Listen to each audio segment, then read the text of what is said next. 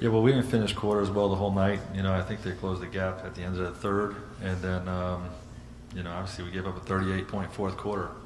So if you do that, you're going to lose most nights. Defense just not on a string yet. I thought we did a good job being up on Steph, but the backside was much better in the first half than the second half.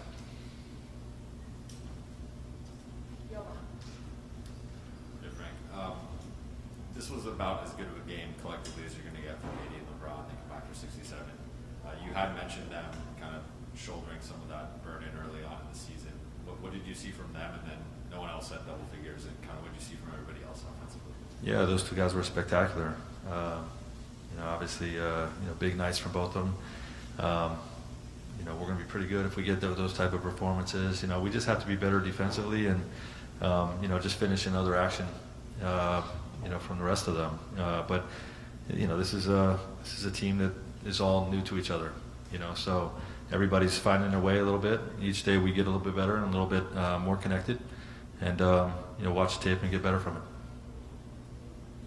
How did you see Russ's game, and what accounted in your mind for some of the struggles he was having to get going? Well, him more than anybody. It's going to be an adjustment period, right? He's coming into our culture, our system. He's the new guy, and he's got to find his way. And it's difficult to when you're used to being the guy that has the ball most of the nights to be able to play off of others like Bron and AD. So it's just a little bit different for him. He's going to be great for us, but it's going to be an adjustment period.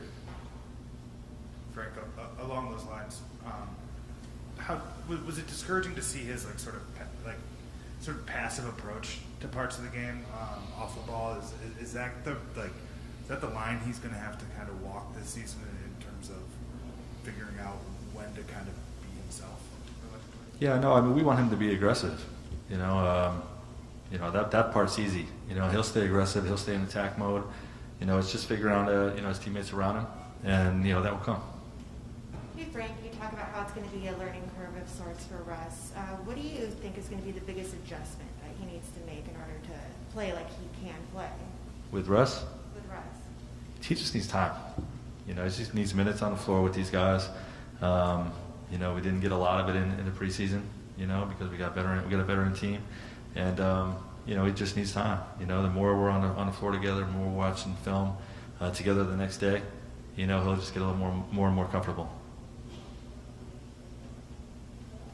We saw some significant minutes for Rondo tonight, and was that a scripted thing, or were you kind of looking to see what you could do with it? And what is the plan for him kind of as we move forward with this group? Yeah, we'll see. We're depleted at the perimeter spot right now with Talon and Monk and Ellington, all those guys being out. We just signed Avery, so we'll see where he fits. And, Rogers is just somebody that I trust on the floor, to execute our system and, to play a smart game. He's really good tonight. Frank, you said before the game you didn't expect to put out Avery. What was sort of the thinking that led to that, and how did he perform for you guys tonight? Yeah, Bays had 4 fouls, so we were concerned about, getting him back in too soon. And, we were struggling with our coverages to start the fourth quarter, so that's why we threw him in there.